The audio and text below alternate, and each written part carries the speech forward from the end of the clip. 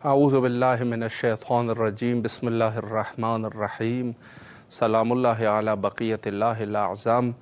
इमाम हुसैन अलैहिस्सलाम for international TV Karbala मुअल्ला से इस वक्त आप प्रोग्राम ख़ानदान फ़क़ाहत मुलाहिज़ा फरमा रहे हैं।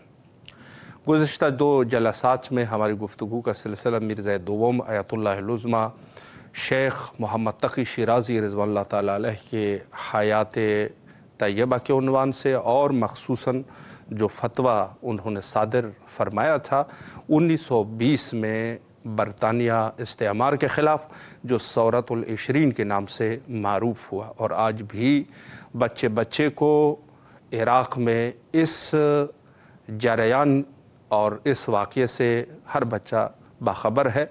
और यकीनन ये इस्लाम के उन मारकात में से जो अज़ीम एक ऐसी आज़माइश की एक ऐसी घड़ी थी कि जहाँ पर वाक़यान मुश्किलात हो चुके थे और जो कुफ़र की हुकूमत बरतानिया वो अपने सहूलतकारों के साथ इराक़ में दाखिल हो चुके थे।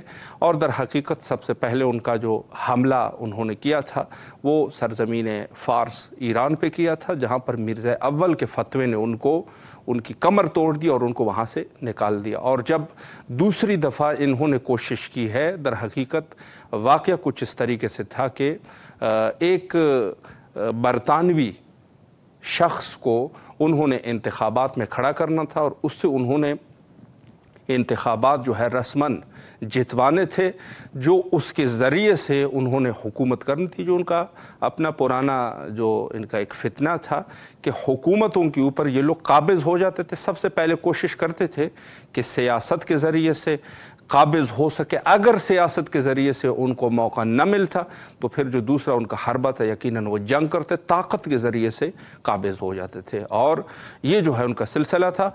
इस हयात तैयबा आयतुल्लाहिल उज़्मा शेख मोहम्मद तक़ी शिराज़ी रिज़वानुल्लाह ताला अलैह के उन्वान से आज भी गुफ्तगू करेंगे। और आज हमारे साथ मुअज़्ज़ज़ शख्सियत हुज्जतुल इस्लाम वल मुस्लिमीन आली जनाब मौलाना सैयद अली अब्बास रिज़वी साहब क़िबला इंशाअल्लाह महवे गुफ्तगू रहेंगे। कंट्रोल रूम से फरमा रहे हैं कि उनसे हमारा राब्ता कायम हो चुका है। अस्सलामु अलैकुम व रहमतुल्लाहि व बरकातुहू। वालेकुम अस्सलाम व रहमतुल्लाहि व बरकातुहू। क़िबला कैसे मिजाज है? खैरियत है इंशाअल्लाह? अल्लाह आपको सलामत रखे। सबसे पहले तो अल्हम्दुलिल्लाह, सबसे पहले तो बंदा हक़ीर और इमाम हुसैन अलैहिस्सलाम मीडिया ग्रुप की पूरी टीम आपके ममनून और मशकूर है कि आपने मसरूफ़ियात के बावजूद हमें वक्त दिया और ख़िदमत का मौका हमें फ़राहम फरमाया। क़िबला चूँकि वक्त जो है वो मुख्तसर है तो मैं कोशिश करूँगा कि ज़्यादा से ज़्यादा वक्त आपको दे सकूं और आप गुफ्तगू फरमा सकें। गुफ्तगू का सिलसिला आयतुल्लाहिल उज़्मा शेख मोहम्मद तक़ी शिराज़ी रिज़वानुल्लाह ताला अलैह के उन्वान से है। तो पहला सवाल मैं उनकी ज़िंदगी के उन्वान से उनके अखलाकियात के मुनासिबत से करना चाहूँगा कि वो किस खुल्क़ और किस अखलाकियात के मालिक थे, इस पर अगर एक गुफ्तगू फरमाएँ। अऊज़ु बिल्लाहि मिनश शैतानिर रजीम। बिस्मिल्लाहिर्रहमानिर्रहीम व सल्लल्लाहु अला मुहम्मदिन व अल्लाहुम्मा सल्लि अला मुहम्मद व आलि मुहम्मद।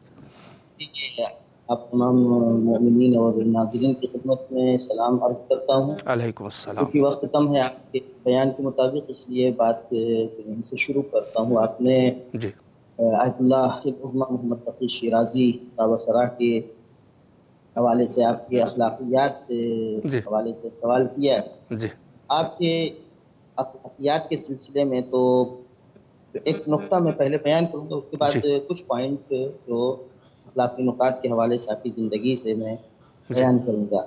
जो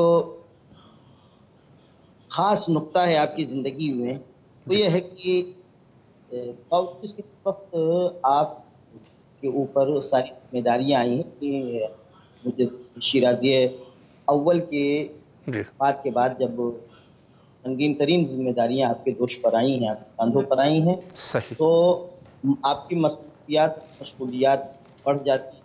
इसके अलावा मर्जियत भी आप ही के पास, आप ही के हवाले हो जाती है। बहरहाल इन तमाम मसरूफियात के बावजूद, साथ ही आप कबीर सिन भी हो गए थे, उम्र ज़्यादा हो चुकी थी। उम्र ज़्यादा होने के बावजूद اور ساتھ ہی ساتھ مصروفیات کے باوجود آپ نے اپنا سلسلہ درس و بحث کے ساتھ قطع نہیں روکا نہیں اپنے درس اور تدریس کا۔ صحیح۔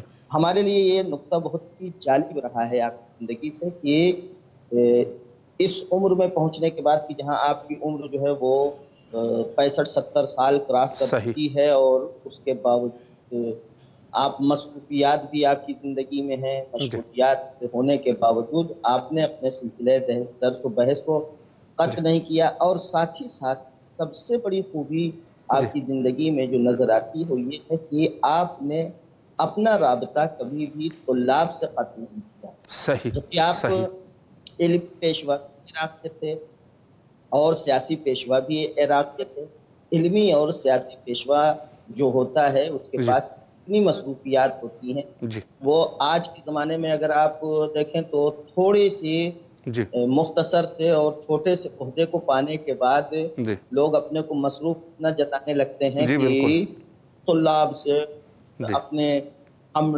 نو سے وہ تعلقات ختم کر دیتے ہیں، ان کے پاس ٹائم نہیں رہتا ہے طلاب سے کے لیے۔ لیکن آپ کی بزرگی، آپ کا جو تواضع تھا وہ اس حد تک تھا کہ اس حالت میں بھی آپ طلاب کے ساتھ، طلاب سے اپنے رابطے کو سبحان اللہ، بالکل وہ رابطے کو کبھی یہ آپ کی زندگی کا ایک نقطہ تھا۔ اس کے علاوہ آپ کے زہد اور آپ کے تقوی اور پرہیزگاری کے سلسلے میں یہ بات قابل غور ہے کہ بعض علماء نے آپ کی زندگی جہاں سوانح حیات رقم کی ہے، یہ جملہ لکھا ہے کہ آپ کے دیدار سے لوگوں کو خدا کی یاد، جو واقعی میں علماء کا جو حسن ہے، یہ واقعی عالم وہ ہوتا ہے کہ جس کے دیدار سے، جس کا چہرہ دیکھنے سے انسان کو خدا یاد آ جائے، اور اسی طرح کے علماء کے دیدار کو عبادت سے تعبیر کیا گیا ہے۔ بالکل سادہ زیستی میں مطلب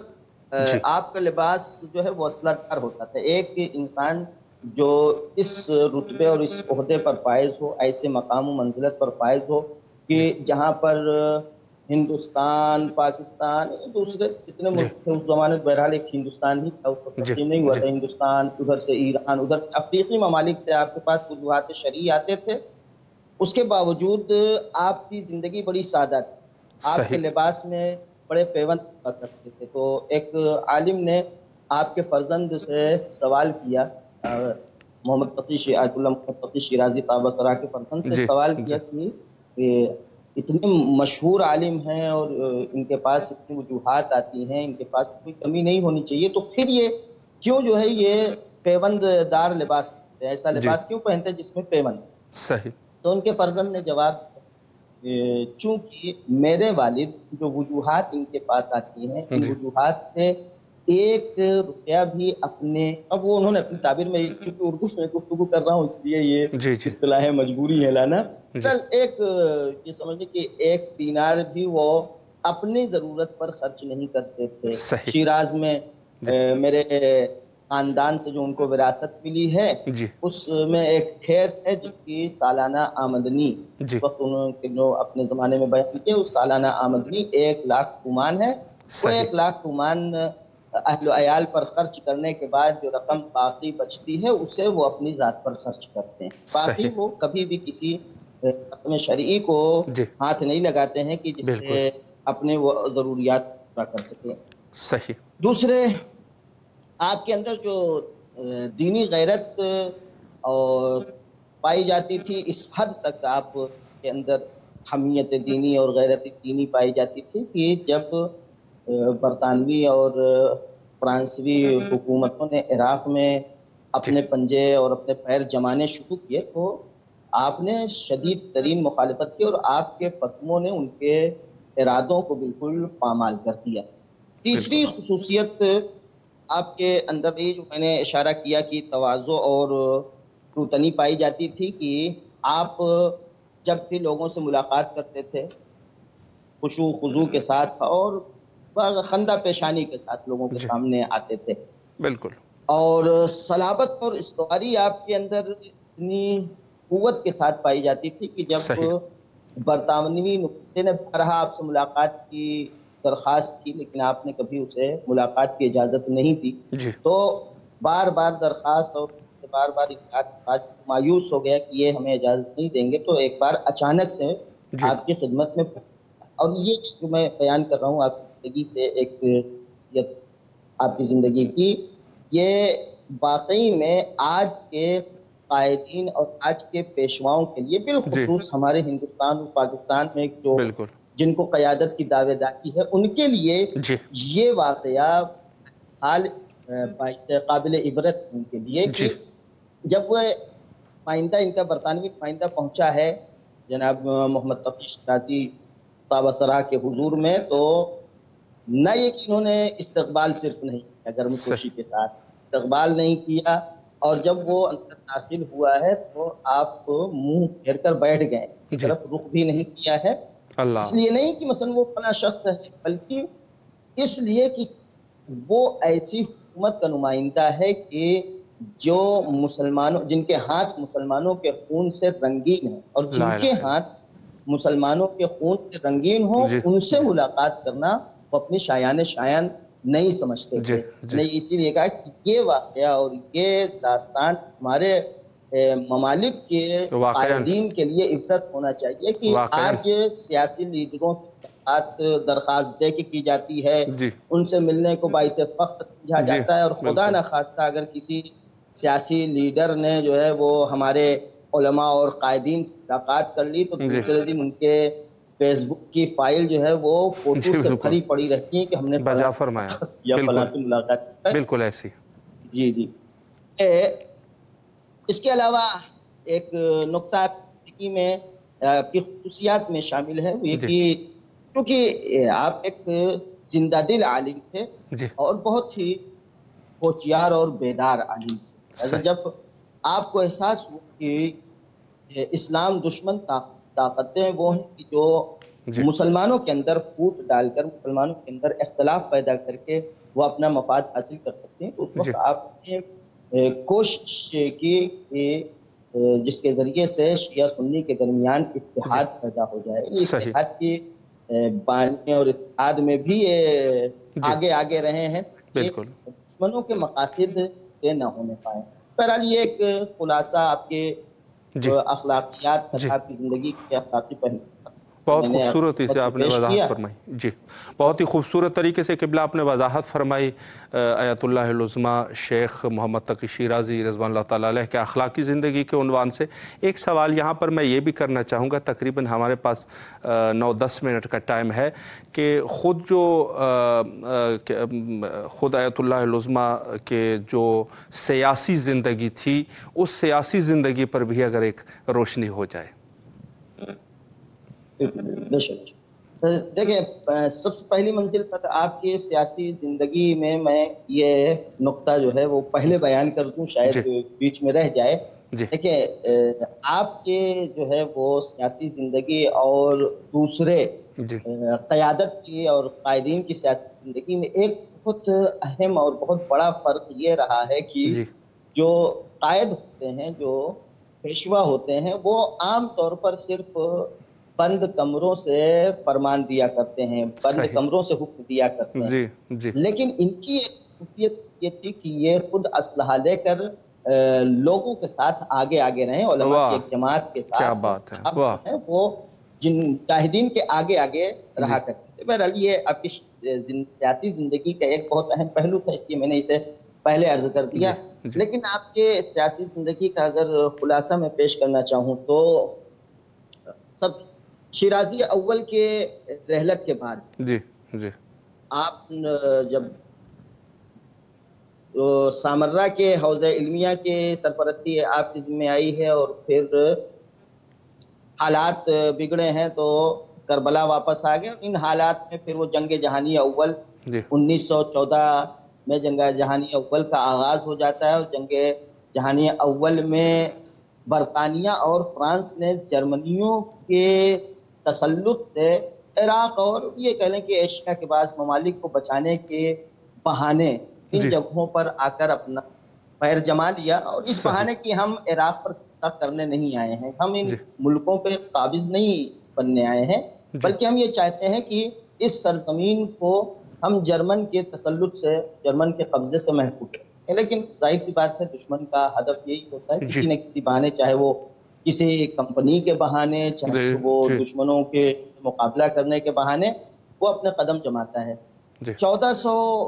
1914 میں یہ عراق میں آتے ہیں اور آہستہ آہستہ سب سے پہلے انہوں نے بصرہ کو مکمل طور پر اور فاک کو اپنے قبضے میں مکمل طور پر لے لیا۔ بصرہ کی عوام جو ہے وہ گھبرائی اور انہوں نے فوراً رجوع کیا علماء سے، جس کے پیشوا بہرحال جس علماء جماعت کے پیشوا آیت اللہ حکمہ سید محمد تقی شیرازی تھے، اور ان سے درخواست کی کہ آپ لوگ اس سلسلے میں بیان کیجیے۔ اس وقت آپ کی ایک تحریر آپ نے بیان کے طور پر ایک بیانیہ صادر کیا، جس کا ترجمہ میں پیش کرنا چاہتا ہوں۔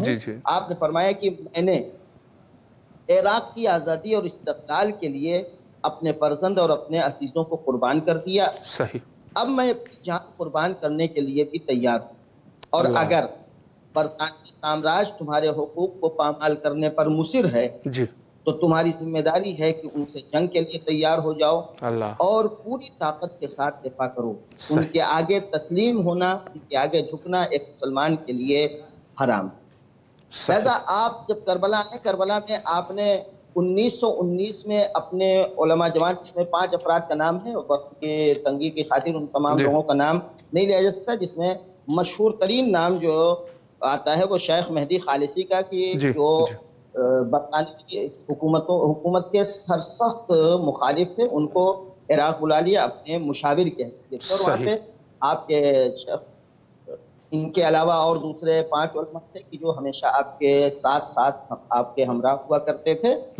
اور اس وقت عراق کے ان حالات کے دوران میں جب عراق کے لوگوں نے آیت اللہ شیرازی اور علماء کے حمایت سے یہ قیام کیا، اور قیام بہرحال ظاہر سی بات ہے عوام کے پاس نہ اسلحہ تھا، نہ عوام کے پاس طاقت تھی، فوج کی کمی تھی، اور ادھر سے اس برطانوی حکومت نے ہندوستان کی اپنے لیے مدد منگا لی تھی، اور ساتھ ہی ساتھ کے پاس اسلحہ بھی تھا، اور اس وقت ان کے پاس ہوائی حملے کی بھی طاقت تھی، جگہ جگہ وہ ہوائی حملے بھی کر دیا کرتے تھے، جس کے نتیجے میں وہ جو قیام کا آغاز ہوا وہ شکست میں تبدیل ہو گیا۔ اس کے بعد ان لوگوں نے، برطانوی حکومت اور ان کے سیاستدانوں نے یہ چاہا کہ اپنے قدم کو جمانے کے لیے وہاں ریفرنڈم کے ذریعے سے ایک ریفرنڈم لا کر اپنے پاؤں کو وہاں پر جمائے رکھے، لیکن وہاں پر پھر شدید مخالفت کی عراقی علماء اور سیاستدانوں کی طرف سے اور عوام کی طرف سے مخالفت کا سامنا کرنا پڑا۔ اس دوران 1918 میں خود شہر کربلا میں ایک الیکشن ہوتا ہے، جس الیکشن کے بعد جمعیت علماء جو ہے تاسیس کی جاتی ہے، اور جمعیت علماء جب تاسیس ہوئی، اس جمعیت علماء کی تاسیس اگر کربلا میں جب 1918 میں ہوئی، اس کی حقیقت یہ کہا جا سکتا ہے اس منزل پر کہ 20ویں صدی کی پہلی اسلامی حکومت وہ ہے کہ جو کربلا میں آیت اللہ شیرازی کی قیادت میں تشکیل پائی ہے۔ بہرحال اس وقت یہاں یہ چل رہا تھا، کربلا میں انہوں نے اپنا ایک علاقائی الیکشن کرا کے ایک چھوٹی اسلامی حکومت تشکیل دے دی، جس کے بعد ظاہر سی بات ہے دوسرے شہروں پر برطانوی حکومت کا قبضہ تھا، ان کے لیے بہت سخت اور ناگوار بات تھی۔ انہوں نے ان جو قائدین تھے ان میں سے کئی لوگوں کو، جس میں آیت اللہ شیرازی کے فرزند جناب محمد رضا شیرازی بھی شامل تھے، ان کو گرفتار کر لیا گیا، اور گرفتار کرنے کے بعد ان سب کو ہندوستان تبعید کر دیا گیا، شہر کر دیا گیا ہے۔ اور دوسری طرف ادھر سے چونکہ بعض جو ہے وہ اہل سنت کے علماء اور ان کے جو سیاسی اور لیڈر اور قیادتیں تھی، اور لوگوں کی درخواست ادھر سے برطانوی حکومت سے یہ تھی کہ عراق میں ایک ایسی حکومت تشکیل جائے کہ جس کا پیشوا وہ شریف حسین کے کسی فرزند کو قرار دیا جائے، اور ایک مختصر حکومت جو تشکیل دی جائے وہ عراق میں خلیج فارس تک اس حکومت کا دائرہ ہے۔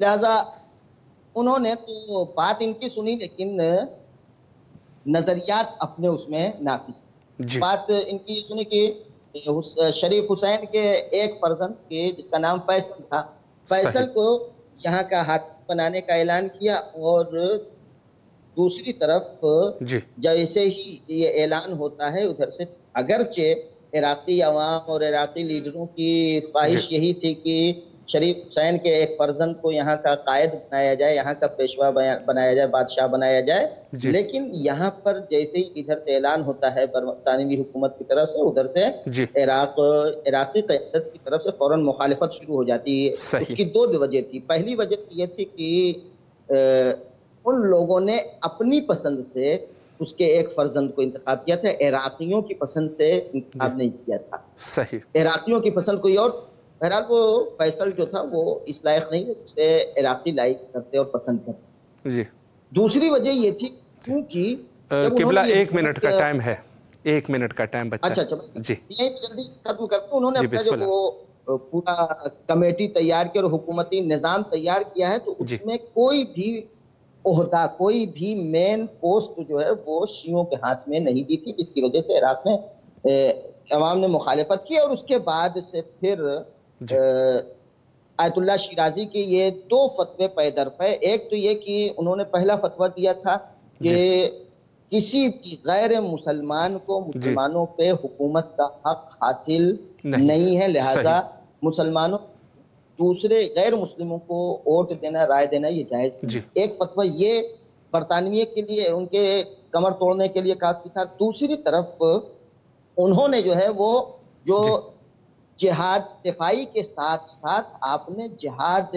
بالسلاح، اسلحے کے جہاد کا فتویٰ کھل کے دے دیا تھا ادھر سے، کیونکہ درخواست ہو رہی تھی قبائل کی طرف سے کہ آپ لوگ اجازت دیجیے ہم لوگ اسلحہ اٹھا لیں۔ تو یہ فتوے وہ تھے آپ کے کہ جس کے ذریعے سے سیاستدان جو تھے اس وقت، برطانوی سیاستدان رہے ہوں، فرانسوی سیاستدان رہے ہوں، ان کی کمر ٹوٹ گئی تھی۔ لہٰذا یہ سن 1338 ہجری میں کیونکہ اتنا قوی آدمی جو ان کے لیے، ان کے سیاست کے لیے خطرہ ہو، ان کے وجود کے لیے خطرہ ہو، ایسا آدمی جب برداشت نہ ہوا تو آپ کو زہر کے ذریعے سے شہید کیا ہے۔ یہ آپ کے زندگی کا جو غروب ہوتا ہے وہ غروب بھی معمولی انداز سے نہیں ہوتا ہے۔ گویا یہ ہم یہاں پر آخری جملہ یہ کہہ سکتے ہیں اس منزل پر جلدی سے کہ آیت اللہ شیرازی اس ہستی کا نام ہے کہ جنہوں نے عراق اور عراق کے ساتھ ساتھ مسلمانوں کو استقلال دلانے کے لیے جو اعلان کیا کہ میں اپنی جان بھی قربان کرنے کے لیے تیار ہوں، اپنی جان قربان کر دیا تاکہ عراق کو بھی استقلال حاصل ہو جائے اور مسلمانوں کو بھی عزت کی زندگی نصیب ہو جائے۔ وآخر دعوانا ان الحمدللہ رب العالمین۔ قبلہ اللہ آپ کے توفیقات خیر میں اضافہ فرمائے، اور اس کے ساتھ ساتھ میں معذرت بھی چاہتا ہوں چونکہ وقت کم ہے اور مطالب یقیناً زیادہ ہے۔ نہایت ہی تہہ دل سے آپ کے ممنون اور مشکور ہے کہ آپ تشریف لائے اور نہایت ہی مہم نکات پر آپ نے اشارہ فرمایا۔ اللہ آپ کے توفیقات خیر میں اضافہ فرمائے۔ کربلا معلیٰ میں آپ کی طرف سے نائب زیار اور دعا گو ہے، اور آپ سے بھی قبلہ التماس سے دعا کرتے ہیں۔ شکریہ قبلہ، فی امان اللہ، اللہ حافظ، اللہ حافظ۔ بہت خوبصورت گفتگو آپ سماعت فرما رہے تھے زندگانی حضرت آیت اللہ العظمیٰ شیخ محمد تقی شیرازی رضوان اللہ تعالیٰ علیہ، اور بہرحال یہ 3 دن کا پروگرام ہوا، لیکن یقیناً یہ زندگی کے لیے کافی نہیں تھا۔ آپ سے بھی گزارش ہے کہ مطالعہ کریں، وقت ہمارا انتہا پر ہے، اور انشاءاللہ کل حضرت امام زمانہ عجل اللہ تعالیٰ فرجہ شریف کے ٹاپک کے مطابق انشاءاللہ آپ کے حاضر خدمت رہیں گے۔ اللہ آپ سب کے توفیقات خیر میں اضافہ فرمائے۔ آخر میں حجت خدا کے ظہور کے لیے دعا کرتے ہیں، اللہم عجل لولیک الفرج۔